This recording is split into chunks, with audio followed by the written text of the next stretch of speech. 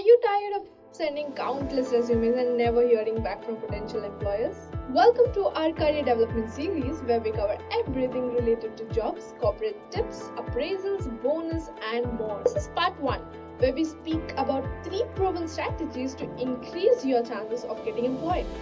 First, master a skill. In this competitive market, no matter what degree you hold, it's your skills that will ultimately get you that job. Attend a workshop and learn the latest techniques and the best practices in your desired field.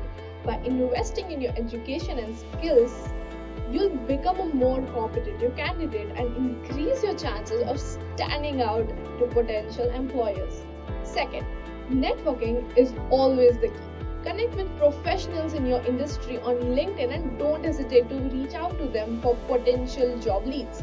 Tailor your resume and cover letter to each job you apply. Highlight your relevant skills and experience and make sure to use keywords from the job posting. Leanpitch offers post-workshop meetups and conferences where you can network with all the experts from the field. You also get a free access to a 70,000 plus strong community of product thinkers, scrum masters, agile coaches, and more. Finally, be proactive.